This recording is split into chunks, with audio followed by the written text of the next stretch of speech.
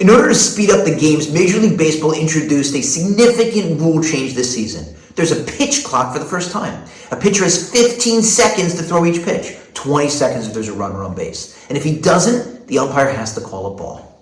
I have a friend who's the rabbi of a congregation. A couple weeks ago, a fellow was called up for an aliyah. And he was taking his time making his way up to the bima. The rabbi counted off 15 seconds in his head and announced, sorry, aliyah clock violation. And he told the gabbai to call up someone else. The guy who received the violation protested. He said, Rabbi, I didn't know about this new rule. And after some back and forth, the rabbi relented, smiled, and he told the original guy that he could keep his aliyah. But I'm certain that the rabbi got everyone's attention. I'm sure after services, at the kiddush and at home, that's what everyone was talking about. And that is what this week's Parshat is all about, getting our attention. Because we learned the laws of tsaras, the discoloration that could appear on the walls of a person's house, or on their clothing, or on their skin. It was not a medical issue. It was not leprosy, as it's commonly mistranslated. If it was, the person would go to the doctor, not to a Kohen. Instead, they went to the Kohen. And if the Kohen would say, yes, that is tsaras, and would pronounce it, the person would have to go outside, into quarantine, all alone. Why? Because this was a divine message, a love tap from God. I love you, but you did something wrong.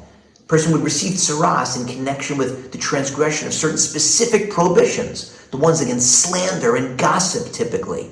So the person while out in quarantine, all alone, would have to reflect, do some introspection, think about what they had done wrong and how they could improve before the tsaras would disappear and they could come back and rejoin society. And that's why at times, tsaras can even appear in the skin of a young child who obviously didn't do anything wrong and couldn't interpret divine messages. The message was for the parents. Imagine how compelling a message. Seeing a spot on the skin of a young child, a message to the parents from God. Think about what you're doing. You have to improve. You're not acting like the right role model for this child that I entrusted to you. Now, these days, we're not on the level to get tsaras. Got to be on a pretty high spiritual level to get a specific, obvious, open message from God.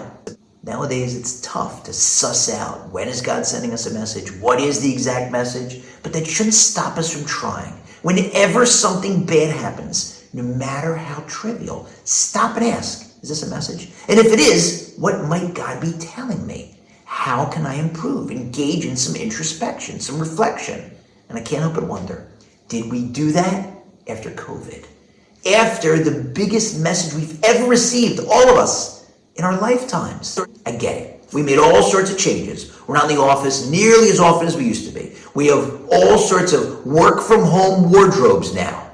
But did we really change? Did we stop and reflect and introspect and figure out, how can I improve my relationship with God? How can I improve my relationship with other people? If we did, fantastic. But if we didn't, never too late to start.